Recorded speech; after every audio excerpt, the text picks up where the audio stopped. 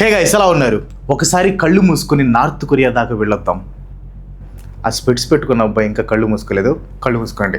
అక్కడ మన కిమ్ మావ ఏం చేసినా ఒక వండర్. మావ నడిస్తే భూమి పులకరిస్తుంది, మాట్లాడితే ఆకాశం వింటుంది. ఒకవేళ దేశంలో కరువు వచ్చినా, ప్రజలు ఆకలితో అలమటిస్తున్నా కూడా అక్కడ టీవీలు సినిమాలు ఏం చెప్తాయో తెలుసా? ఇదంతా మన ప్రియతమ నేత వేసిన ఒక మాస్టర్ ప్లాన్. ఎనిమీస్ కళ్ళు కప్పి మన దేశాన్ని కాపాడటానికి ఆయన చేస్తున్న ఒక గొప్ప సాక్రిఫైస్ అని చెప్తారు.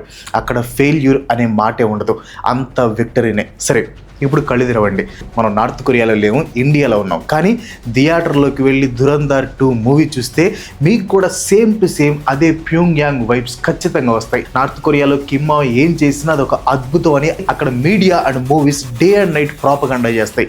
ఒకవేళ మావ చిన్న మిస్టేక్ చేసినా కూడా దాన్ని ఒక గొప్ప మాస్టర్ స్ట్రోక్ లాగా చిత్రీకరిస్తారు. కిమ్ మావని ఒక దేవుడి లాగా చూపిస్తారు. ఆయనకి ఎదురు చెప్పడం అంటే దేశద్రోహంతో సమానం. నేషనలిజం పేరుతో అక్కడ ప్రజల్లో మనం గొప్ప మన లీడర్ అందరికంటే తెలివైన వాడు, మిగతా వరల్డ్ మొత్తం మనల్ని నాశనం చేయాలని చూస్తుంది అనే భయాన్ని, గర్వాన్ని ప్రజల్లో నింపుతారు.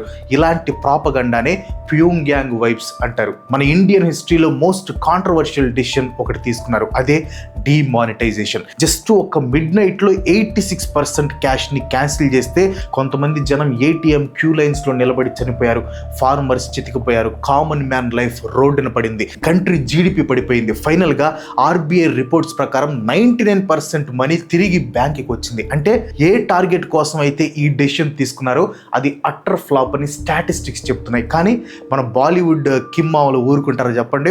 100 కోట్ల బడ్జెట్ పెట్టారు, రణవీర్ సింగ్ లాంటి స్టార్స్ని తెచ్చారు, excellent background మ్యూజిక్ని తగిలించారు.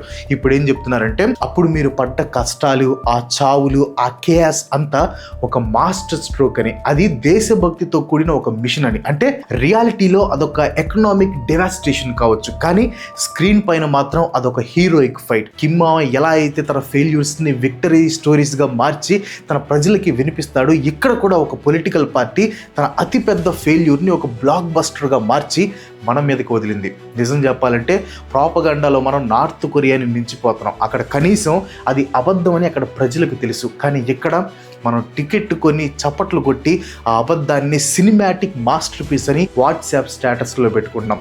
Welcome to Indian version of north Korea. पर देश का रिजर्व बैंक तो कहता है कि 99.8%, एक मोटा मोटा आंकड़ा, उतनी करेंसी वापस आ गई. 99.8% में 0.2% बचा ना, वो सारे पैसे से आतंकवाद हो रहा था. ఇక్కడ ఫెయిల్యూర్స్ లేవు, ఓన్లీ ఫీల్ గుడ్ ప్రాపగండా మాత్రమే ఉంది.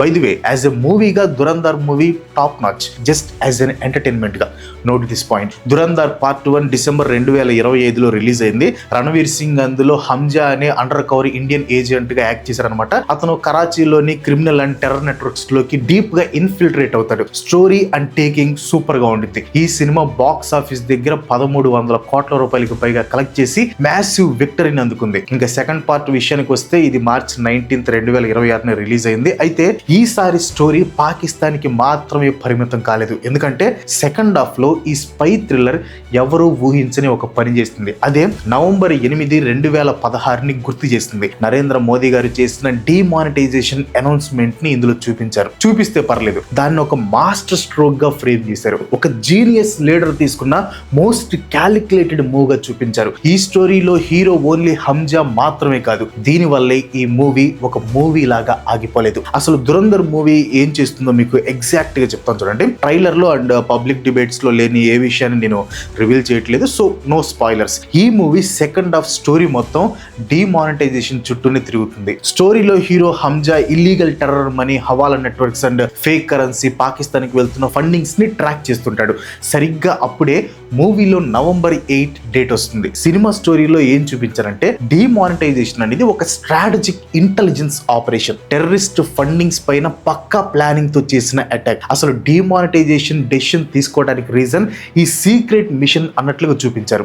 బ్యూటిఫుల్ స్టోరీ, హీరోయిక్ గా ఉంది, సినిమాటిక్ గా కూడా బాగుంది, నో డౌట్. కానీ ఇక్కడే ఒక ప్రాబ్లం ఉంది. అక్కడ చూపించిన దాంట్లో ఏది కూడా నిజంగా జరగలేదు. 2016లో డిమానిటైజేషన్ టైంలో ఉన్న సిచ్యువేషన్ ని ఫేస్ చేసిన వాళ్ళకి నేను ఎగ్జాక్ట్ గా దేని గురించి మాట్లాడుతున్నానో బాగా తెలుసు. నవంబర్ 8, 2016 8 గంటలు సాయంత్రం సాయంత్రం 8 గంటలు నేషనల్ ఛానల్స్ లో మోదీ గారు ప్రత్యక్షమయ్యారు. ఈ రోజు మిడ్ నైట్ నుంచి 500, 1000 రూపాయల నోట్లు లీగల్ కరెన్సీ కాదు అని చెప్పారు. We have decided that the 500 rupee and 1000 rupee currency notes presently in use will no longer be legal tender from midnight to night. అంటే టోటల్ ఇండియన్ క్యాష్ సప్లైలో 86.5% ఒక్క దెబ్బతో వైప్డ్ అవుట్ అయిపోయింది. జస్ట్ ఒక్క speech తో, only 4 hours notice తో 86.5% పోయింది. మరి అప్పుడు మోదీ గారు చేసిన 3 ప్రామిసెస్ ఏంటి? ఫస్ట్ వన్, బ్లాక్ మనీని డెస్ట్రాయ్ చేయటం. సెకండ్ వన్, కౌంటర్ ఫిట్ దొంగ నోట్లని ఎలిమినేట్ చేయటం. థర్డ్ వన్, టెర్రర్ ఫినాన్సింగ్ ని క్రష్ చేయటం. కానీ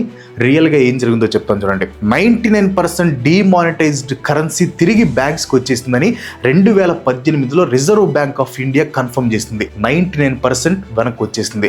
ఒకవేళ 15.44 lakh crores మనీ ఎకానమీలో బ్లాక్ మనీ లాగా ఫ్లోటింగ్ లో ఉంది అనుకుంటే అందులో మాక్సిమం ప్రతి రూపాయి తిరిగి వచ్చేసింది. అది లీగల్ గా కావచ్చు, ఇల్లీగల్ గా కావచ్చు. అంటే ఏంటి? బ్లాక్ మనీ మాయం కాలేదు, అది జస్ట్ క్లీన్ అయింది. మరి ఎకానమీకి ఏం జరిగింది? డిమానిటైజేషన్ కి ముందు 8% ఉన్న జీడిపి 18 months గ్యాప్ లో 5.7% కి పడిపోయింది. 1.5 million 15 లక్షల మంది జాబ్స్ కోల్పోయారు. ఇది Centre for Monitoring Indian Economy చెప్తున్న లెక్క. Unorganised sector, farmers, daily wage workers, street vendors చితికిపోయారు. ఎందుకంటే వాళ్ళ లైఫ్ మొత్తం క్యాష్ పైన డిపెండ్ అయి ఉంటుంది. బీజేపీకి చెందిన లేబర్ వింగ్ స్వయంగా ఈ విషయాన్ని యాక్సెప్ట్ చేస్తుంది. ఏటీఎం క్యూస్ లో నిలబడి జనాలు ప్రాణాలు కోల్పోయారు. వాళ్ళు నిజమైన మనుషులు, మూవీ క్యారెక్టర్స్ కాదు. ఫార్మర్స్ విత్తనాలు కొనలేకపోయారు. నార్మల్ ఫ్యామిలీస్ తమ ఓన్ సేవింగ్స్ ని కూడా తీసుకోలేకపోయారు. మ్యారేజెస్ ఆగిపోయాయి. స్మాల్ బిజినెస్లు ఓవర్ నైట్ లో కొలాప్స్ అయిపోయాయి. కానీ ఇప్పుడు 2026లో ఒక 200 కోట్ల మూవీ మనకి ఏం చెప్తుందంటే ఆ క్యాష్ మొత్తం ఒక ప్లాన్ అని, ఆ బాధలన్నీ ఒక స్ట్రాటజీ అని, ఆ చావులు కూడా దేశం కోసం అవసరమే అని.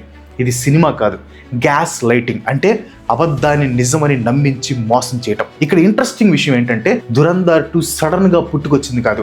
గత కొన్నేళ్ల నుంచి ఒక ప్యాటర్న్ ఏర్పడింది. ఆ ప్యాటర్న్ ని ఫాలో అవుతూ వచ్చింది ఈ సినిమా. ఆ ప్యాటర్న్ ఏంటో చెప్తాను చూడండి. 2023 the Kerala story, 2024 article 370, Bastar the Naxal story, the Sabarmati report and 2026 Dhurandhar 2. ఈ సినిమాలన్నీ సేమ్ ఫార్ములాని ఫాలో అవుతాయి. ఆ ఫార్ములా ఏంటంటే ఒక రియల్ పొలిటికల్ ఈవెంట్ ని తీసుకొని దాన్ని ఫిక్షనలైజ్ చేయటం. ఆ ఫిక్షనలైజ్ చేయటం అనేది ఎంతవరకు ఉంటుందంటే అకౌంటబిలిటీ అనేది జనాలు మర్చిపోతారు. గవర్నమెంట్ అకౌంటబిలిటీ అనే కాన్సెప్ట్ని ఫిక్షన్తో రీప్లేస్ చేస్తుంది. ఆ తర్వాత సినిమాలో కాస్త Hindu Nationalist sub text add చేసి ముస్లిం, పాకిస్తాన్ లేదా కమ్యూనిస్ట్ని విలన్గా పెట్టి గవర్నమెంట్ని ఒక జీనియస్ సూపర్ సేవియర్గా చూపిస్తారు. The end card. అంతే, ఇదే మోడల్. జనాలు ఈ సినిమాలు చూసి నిజాలేంటో మర్చిపోయి చూసిన సినిమాలోని విషయాలని నిజం అనుకుని మాట్లాడటం మొదలు పెడతారు. కానీ మనం మాట్లాడుకొని బిజినెస్ మోడల్ ఒకటి ఉంది. దాని గురించి మీలో 10% మందికి కూడా తెలియదు. ఎంతమందికి తెలుసు? ప్రాపగండా మూవీస్ కి టికెట్స్ మీద ట్యాక్స్ ఎగ్జంప్షన్స్ ఉంటాయని, ముఖ్యంగా బీజేపీ రూలింగ్ లో ఉన్న స్టేట్స్ లో. ఇలా చేయటం వల్ల బాక్స్ ఆఫీస్ కి గవర్నమెంట్ సబ్సిడీ ఇస్తుంది. And at the same time ఈ సినిమాల్ని చూడమని జనాల్ని ఎంకరేజ్ చేస్తుంది. గవర్నమెంట్ మూవీస్ మీద ట్యాక్స్ ఎగ్జంప్షన్స్ చేయటం కొత్తగా స్టార్ట్ అయింది కాదు. అప్పట్లో షారుఖ్ ఖాన్ నటించిన చెక్ దే ఇండియా మూవీ కానీ, తారే జమీన్ పర్ లాంటి సినిమాలు ట్యాక్స్ ఫ్రీ బెనిఫిట్ని పొందాయి. Because they deserve it. అవి జనాలకి యూజ్ అయ్యే మూవీస్ కాబట్టి ట్యాక్స్ ఎగ్జంప్షన్స్ ఇచ్చారు. అఫ్ కోర్స్ కాంగ్రెస్ గవర్నమెంట్ కూడా కొన్ని సినిమాల మీద ట్యాక్స్ ఎగ్జంప్షన్స్ చేసింది. వాళ్ళకి నచ్చిన సినిమాలని వాళ్ళు కూడా అప్పట్లో సపోర్ట్ చేశారు. కానీ ఇప్పుడు అదొక ప్యాటర్న్ అయిపోయింది. సినిమా అనేది ఇండైరెక్ట్గా ఒక ఎలక్షన్ క్యాంపెయిన్ అయిపోయింది. 2024కు ముందు ఇలాంటి ప్రాపగండా మూవీస్ని ప్లాన్ చేసి మరీ రిలీజ్ చేశారు. కారణం, సినిమా అనేది పొలిటికల్ మొబిలైజేషన్కి ఒక టూల్గా మారింది. అంటే గవర్నమెంట్ తమ పొలిటికల్ ఒపీనియన్స్ని, ఐడియాలజీస్ని సినిమాల్లో ఇరికించి జనాల్ని ఇన్ఫ్లుయెన్స్ చేయాలి అని ట్రై చేస్తున్నాయి. సింపుల్ గా చెప్పాలంటే ప్రాపగండా సినిమా అనేది స్టోరీ టెల్లింగ్ టూల్ లాగా కాకుండా క్యాంపెయిన్ టూల్ లాగా మారిపోయింది. ఇంకా హైలైట్ ఏంటంటే ఈ ప్రాపగండా మూవీస్ ని ప్రైమ్ మినిస్టర్ నుంచి క్యాబినెట్ మినిస్టర్ వరకు అందరూ ఫ్రీగా ప్రమోట్ చేస్తున్నారు. కొన్ని కోట్లు పెట్టినా రాని ఫ్రీ మార్కెటింగ్ ఈ ప్రాపగండా సినిమాలకి వస్తుంది. అది కూడా గవర్నమెంట్ సైడ్ నుంచి. ఇది ఒక పర్ఫెక్ట్ సర్కిల్. ఈ ప్రాపగండా సినిమా రిలీజ్ అయ్యి గవర్నమెంట్ కి మంచి పేరు తీసుకొని వస్తుంది. గవర్నమెంట్ ఆ సినిమాని ప్రమోట్ చేస్తుంది. సినిమాకి బాగా డబ్బులు వస్తాయి. అండ్ ఆ సినిమాలో ఉన్న మెసేజ్ జనాల్లో బాగా స్ప్రెడ్ అయ్యి జనాల్లో ఒక ఎమోషన్ బిల్డ్ అవుతుంది. ఆ ఎమోషన్ని బేస్ చేసుకొని జనాలు ఓట్లేస్తారు. ఇక్కడ ప్రాపగండా సినిమా అనేది ఒక పొలిటికల్ వెపన్ అయితే డబ్బులు ఇచ్చి మరి ఆ వెపన్ ని మనం సానబెడుతున్నాం. లేదు నిజంగా సినిమా బాగుంది, జనాలకి యూజ్ అవుతాయి, జనాల్ని ఆలోచింపజేసేలా చేస్తాయి కాబట్టి గవర్నమెంట్ ఈ సినిమాల్ని సపోర్ట్ చేస్తుంది అని వాదించే వాళ్ళు ఉంటారు. అలాంటి వాళ్ళకి నా నుంచి ఒక క్వశ్చన్, ఎందుకని బీజేపీ లీడర్స్ ఎవరు జై భీమ్ సినిమాని సపోర్ట్ చేయలేదు? ఆర్టికల్ 15 ని ఎందుకని గవర్నమెంట్ ప్రమోట్ చేయలేదు? కొన్ని సినిమాలకి కనీసం సెన్సార్ కూడా రాకుండా ఎందుకు ఆపింది? ఈ సినిమాలు కూడా జనాల్ని ఆలోచింపజేసేలాగా చేస్తాయి కదా. ప్రాపగండా లేకుండా రియల్ నాలెడ్జ్ తెలుసుకోవాలంటే మన ఛానల్ని వెంటనే సబ్స్క్రైబ్ చేసుకోండి. ఇలాంటి వీడియో ఎక్కువ మందికి రీచ్ అవ్వాలి కాబట్టి తప్పకుండా షేర్ చేయండి. దురంధర్ 1 తర్వాత డైరెక్టర్ ఆదిత్య దారిని ఇంటర్నెట్ అంతా నాన్ స్టాప్ గా పోయింది. పీక్ డీటెయిలింగ్ అంటూ ఆదిత్య దారిని పీక్స్ లో కూర్చోబెట్టారు. కానీ దురంధర్ 2లో ఆ పీక్ డీటెయిలింగ్ ఎక్కడికి వెళ్ళిందో నాకు అర్థం కావట్లేదు. డిమానిటైజేషన్ ని ఒక మాస్టర్ స్ట్రోక్ లాగా చూపించాడు ఆదిత్య. డిమానిటైజేషన్ ఎటు నుంచి మాస్టర్ స్ట్రోక్ మరి? ఆ టైంలో ఈ ఆదిత్య ఇండియాలో లేడనుకుంటా, ఉంటే తెలిసేది డిమానిటైజేషన్ వల్ల జనాలు పడిన కష్టాలేంటో. ఈ సినిమాని యాజ్ ఏ మూవీగా పొగిడే వాళ్ళని నేనేమనట్లేదు, మళ్ళీ చెప్తున్నాను, ఈ సినిమా యాజ్ ఏ మూవీగా పొగిడే వాళ్ళని నేనేమనట్లేదు. It's a top notch movie. Demonetisation ని మాస్టర్ స్ట్రోక్ అని చూపించినా కూడా ఈ సినిమా ప్రాపగండా కాదు అని వాదిస్తున్న వాళ్ళని ఏమనాలో నాకు అర్థం కావట్లేదు. డిమానిటైజేషన్ టైంలో ఏటీఎంల దగ్గర నుంచి దాదాపు 100 మంది ప్రాణాలు కోల్పోయారు. సరే కాసేపు అది పక్కన పెడదాం. నోట్ బ్యాన్, అదే డిమానిటైజేషన్ చేయడానికి గవర్నమెంట్ చెప్పిన మెయిన్ రీజన్స్ ఏంటో తెలుసా? Flushing out black money, eliminate fake Indian currency notes, strike at the root of financing of terrorism and left wing extremism, to convert non formal economy into formal economy, to expand tax base and employment, to give a big boost to digitalization of payments, to make India a less cash economy. వీటిలో చివరిది అంటే digitalisation payments తప్ప ఏది కూడా government achieve చేయలేకపోయింది. Fake currency notes ని eliminate చేయాలి అనుకున్నారు కదా, కానీ డిమానిటైజేషన్ వల్ల బ్యాన్ అయిన 99.3% కరెన్సీ మళ్ళీ బ్యాంక్స్ లోకి వచ్చి సిస్టమ్ లో కలిసిపోయింది. బ్లాక్ మనీని స్టాప్ చేసి టెర్రరిజం కి చెక్ పెట్టాలి అనుకున్నారు కదా. Pahalgam, Delhi car blast, Pulwama attack, Gurugram attack, Amarnath యాత్ర అటాక్, ఇంకా చాలా ఉన్నాయి, చెప్తే ఈ వీడియో సరిపోదు. నాకు అర్థం కాని విషయం ఏంటంటే ఈ డిమానిటైజేషన్ తో మంచి జరిగిందని 100లో సరిగ్గా ఇద్దరు చెప్పింది లేదు. మరి ఎట్నుంచి ఇది మాస్టర్ స్ట్రోక్ నాకు అర్థం కావట్లేదు. ఇప్పుడు అంత మాస్టర్ స్ట్రోక్ అని ఆదిత్య దారికి అనిపించినప్పుడు కనీసం డిమానిటైజేషన్ అనౌన్స్ చేసిన డేట్ అయినా కరెక్ట్ గా చూపించాలి కదా. డిమానిటైజేషన్ ఫిల్మ్ సెన్సార్ సర్టిఫికేట్ ఒకటి పబ్లిక్ కి లీక్ అయింది. దాంట్లో డిమానిటైజేషన్ డేట్ ని కరెక్ట్ చేసుకోవాలని సెన్సార్ బోర్డ్ ఫిల్మ్ టీమ్ కి సజెస్ట్ చేస్తుంది. మాస్టర్ స్ట్రోక్ డేటే తప్పుగా చూపిస్తే అలా? ఇది కదా హిపోక్రసీ అంటే. హిపోక్రసీకి भी सीमा होती है. ప్రాపగండా మూవీలో ప్రాపగండా డీటెయిల్సే తప్పుగా ఉన్నాయి. వీళ్ళంతా గుడ్డిగా ఈ సినిమాని పొగుడుతుంటే నాకు ఒక చిన్న స్టోరీ గుర్తొస్తుంది. ఒక రాజు బట్టలు ఏం వేసుకోకుండా పోయినా కానీ జనాలందరూ రాజు డ్రెస్ అదిరిపోయింది వా వా అన్నారంట. ఈ సినిమా వల్ల లాభం ఎవరికి తెలుసా? జియో స్టూడియోస్కి, which is part of Reliance. And Reliance owner ఎవరు? ముఖేష్ అంబానీ. మోదీ గారికి మొదటి నుంచి ఫుల్గా సపోర్ట్ ఉన్న వ్యక్తి. అండ్ మోదీ గారి గవర్నమెంట్ వచ్చిన తర్వాత టెలికాం ఇండస్ట్రీలో ముఖేష్ అంబానీకి తిరుగు లేకుండా పోయింది. అండ్ డిమానిటైజేషన్ టైంలో రిలయన్స్ తప్ప మిగతా కాంపిటీషన్ అంతా క్రష్ అయిపోయింది. అండ్ జియో ప్రొడక్షన్లో ఈ దురంధర్ వచ్చింది కాబట్టి నోట్ బ్యాన్ ని మాస్టర్ స్ట్రోక్గా చూపించారు. ఇదంతా ఒక cycle. You scratch my back, I scratch your back. ఒక్కసారి ఆలోచించండి, డాట్స్ అన్ని కనెక్ట్ చేయండి, మీకే అర్థమవుతుంది. కరెక్ట్గా డిమానిటైజేషన్కి ముందే జియో లాంచ్ అయింది. ఎందుకు? థింక్.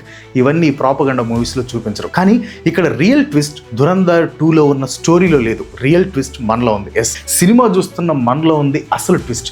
ఈ ప్రాపగండా సినిమాలు జస్ట్ గవర్నమెంట్ సపోర్ట్తో సర్వైవ్ అవ్వవు. మనం టికెట్లు కొని చూస్తున్నాం కాబట్టి ఈ సర్వైవ్ అవుతాయి. టికెట్స్ కొనటమే కాదు, పోస్టర్లు షేర్ చేస్తాం, హ్యాష్ ట్యాగులతో ట్రెండ్ చేస్తాం, ట్విట్టర్లో, న్యూస్ ఛానల్స్లో డిబేట్లు పెట్టి సినిమా గురించి ఆర్గ్యూ చేస్తాం. దురంధర్ 2 ప్రాపగండానా కాదా అని మనం ఆర్గ్యూ చేసే ప్రతిసారి ఆల్గారిథం ఈ సినిమాని ఇంకా పుష్ చేస్తుంది. కలెక్షన్స్ వస్తాయి, బాక్స్ ఆఫీస్ నెంబర్స్ పెరుగుతాయి, సినిమాలో ఉన్న మెసేజ్ స్ప్రెడ్ అవుతుంది, ప్రాపగండా గెలుస్తుంది. ఇది ప్రాపగండా కాదు అని పక్కన పడేస్తాం చూడండి, దాంతో ఏ ప్రాబ్లం ఉండదు. కానీ ఇది ప్రాపగండానా కాదా అని అదే పనిగా ఆర్గ్యూ చేస్తాం చూడండి, అది మోస్ట్ డేంజరస్ ప్రాపగండా. అలాంటి ప్రాపగండా మూవీస్ వల్ల జనాలు పడిన కష్టాలు మాయమైపోతాయి. జస్ట్ లైక్ డిమానిటైజేషన్లో మనం పడిన కష్టం అంతా మాయమైపోయి అదొక మాస్టర్ స్ట్రోక్ అయిపోయింది. All because of propaganda. ఇక్కడ సినిమా గెలుస్తుంది, నిజం ఓడిపోతుంది. నేను దురంధర్ 2 మూవీ చూడొద్దు అని చెప్పటం లేదు, కన్ఫర్మ్గా చూడండి.